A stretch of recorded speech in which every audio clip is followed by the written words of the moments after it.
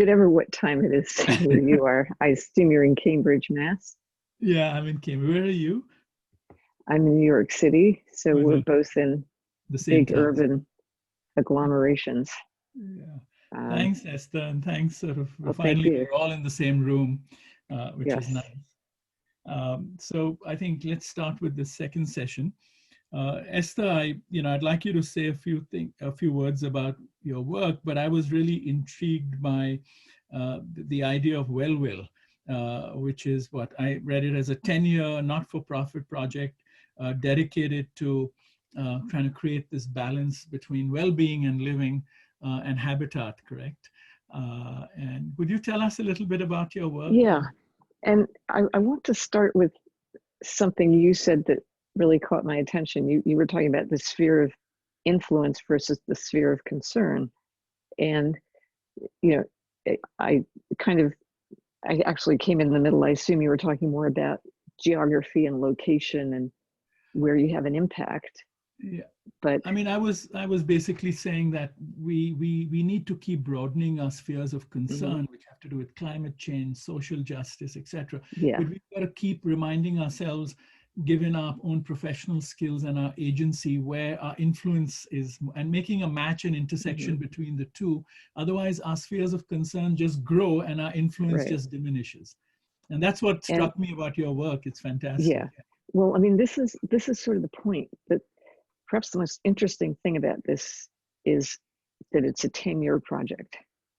I actually talked to Prabhat Singh about it long ago, and when it was originally a 5-year project, not because I thought we could fix everything in 5 years, but because I thought that I didn't want to commit to more than I was firmly able to deliver. In a sense, I wanted to make sure that my sphere of influence could extend beyond 5 years, and we changed it to 10 years. But that same concept also fits in. You may be concerned for future generations, but how far ahead can you actually have influence? And in some way, the earlier you start, the more your influence grows over time. But at the same time, you don't see it that way. You sort of, I can do this in a year or two, but I have no control over the future.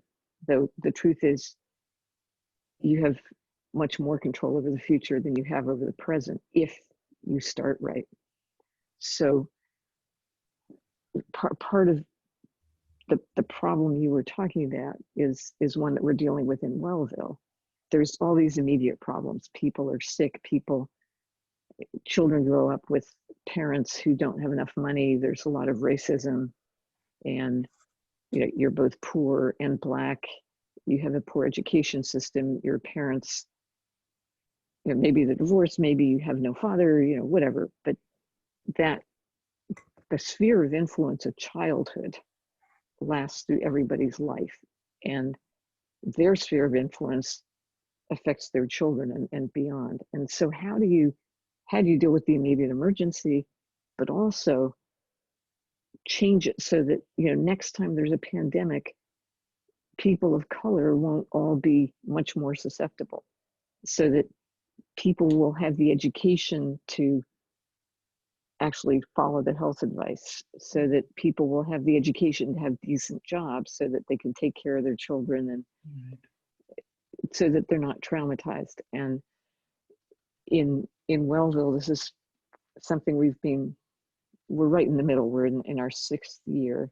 So we've been trying to deal with some of the immediate problems, but also help the people to think long term.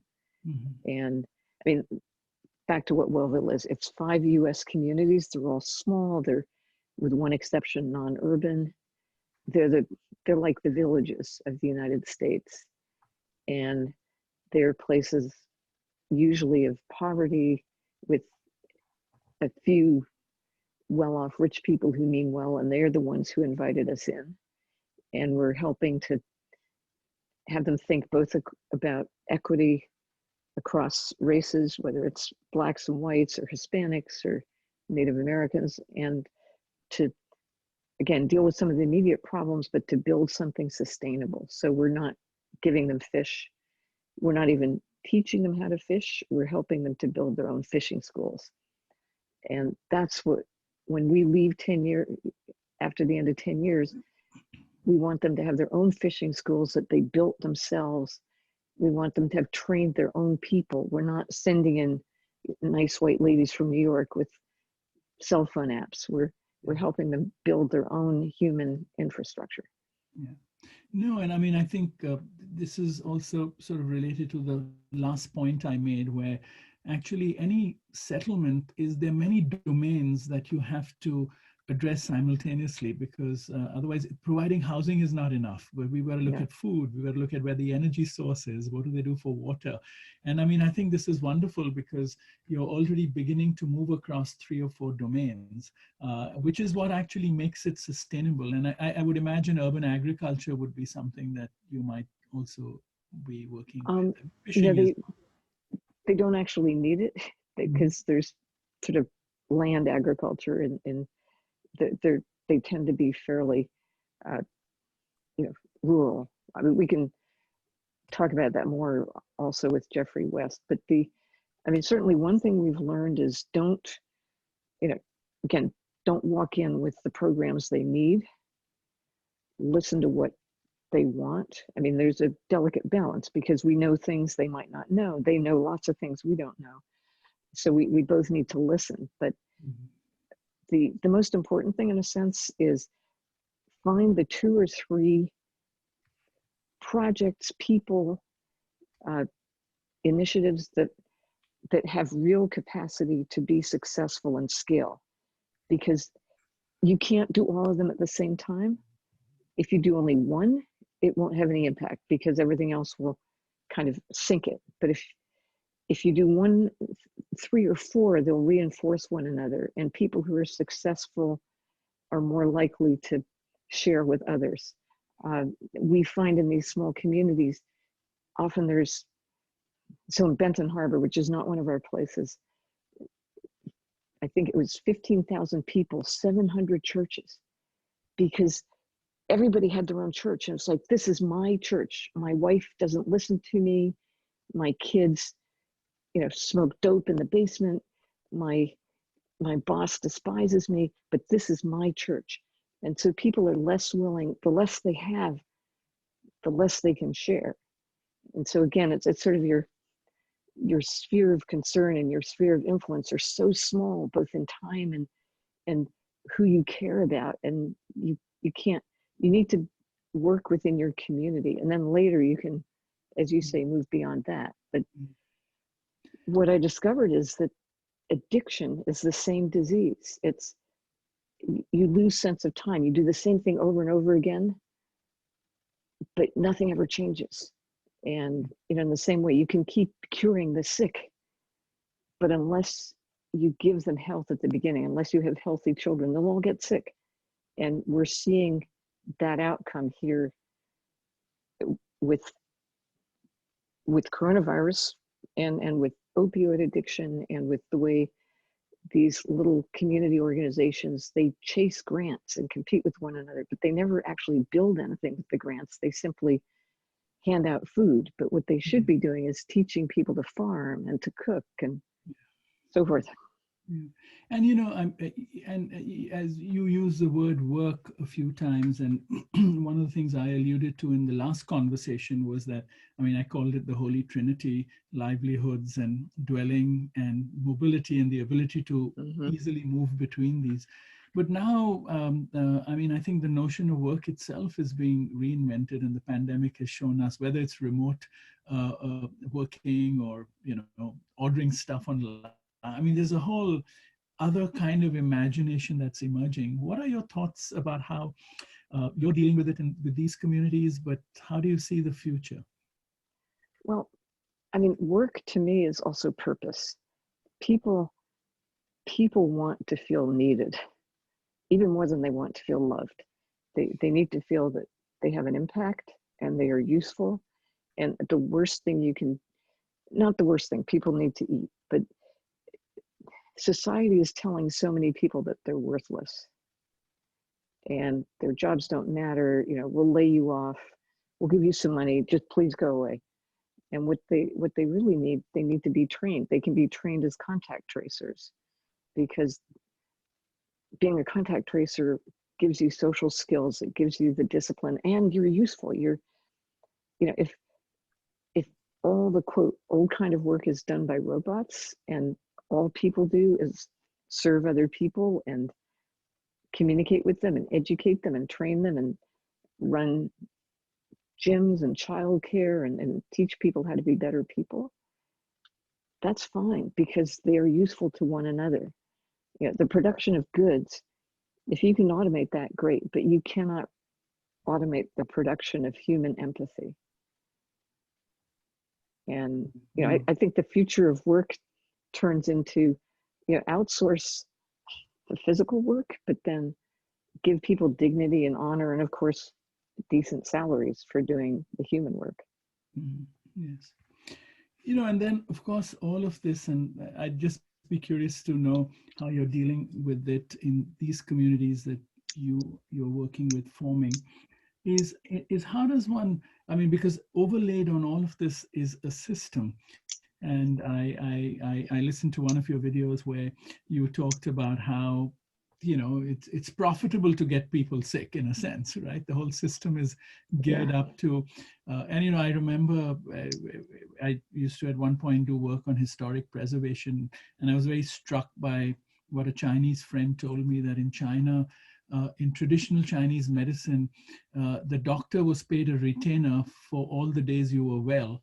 And the moment you fell sick, you stopped paying them till you were well again. It's a complete reversal of the system. Yes. So this overlay, I'd just be curious how we might be able to, take all these ideas, but also invent a completely different system that is empathetic to these new ways of living and working. Yeah. Well, ultimately, this notion of Medicare for all or universal health care is fundamentally that, because when you are well, society benefits. When you're sick, somebody's taxes pay for you to be, unfortunately, probably not cured, but at least cared for. And so it's like, if you want to get macro on this and go sort of towards, the sphere of concern beyond the sphere of influence, all these poor people getting sick is very costly for the rich people, but it's too far away, both in terms of time and their perception. But if we could take the costs of healthcare and subtract them from the GDP instead of adding them, because the more healthcare that happens, the higher the GDP goes. But it's basically a repair job of something that shouldn't be broken. And instead, we should invest in health. And so we should be spending money on child care and on maternal care and education, because those actually add to society's wealth, its happiness, its healthiness, its productivity. And so our accounting is all wrong. And we need to kind of explain to the economists and the guys at the Federal Reserve how to do this better. Just a final kind of question, which I'm tentative about how to frame this, because I'm kind of struggling for words. And because, the way you described well-will and is the folks in the community wanted this to happen. That means I'm kind of just using the word patronage for lack of better word. The patronage sometimes comes from well-meaning communities who want to care for people within their communities. Yes. The patronage comes externally, sometimes from governments or from other parts of civil nice society. White ladies from New York. Yeah, correct. And from civil society. But there's a kind of assumption there that there's some balances, which means there are some people who are willing to play that role for maybe their own vested interests or otherwise.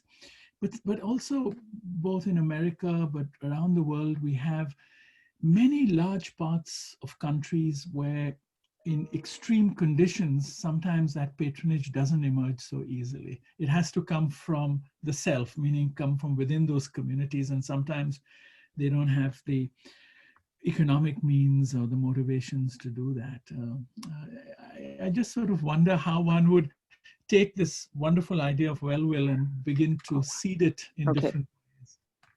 So Wellville is a project. It's very carefully described, and it's nonprofit. So we're not trying to scale it, and we don't, the better we are, the less this is going to scale, because what we're trying to do is inspire other communities to do it for themselves, because we're not coming in with huge amounts of money, and we're not So Mark could I Zuckerberg interrupt you? going. You've just helped me sharpen my own question, which is, Sure. what is it from these learnings that you could seed to inspire other communities Yes. that might not have that condition?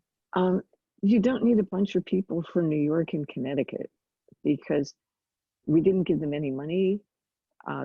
They aren't paying us, but we don't pay them. We are helping them to do stuff that's worth investing in, that's worth raising money for. But it has to come from the community itself. And there's huge amounts of inefficiency. As I mentioned, there are people competing in the community who should be collaborating. There are people who are thinking too short term.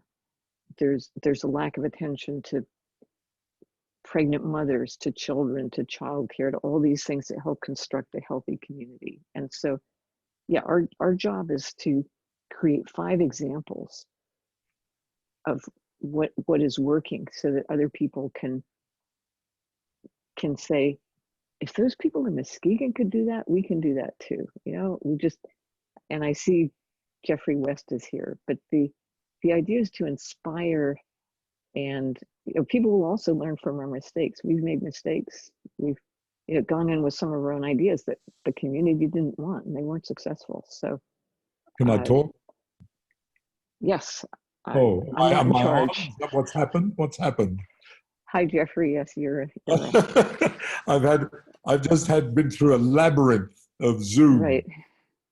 Yes, it's quite a labyrinth. Rahul, Yeah. It was a pleasure, and I hope we can talk some more.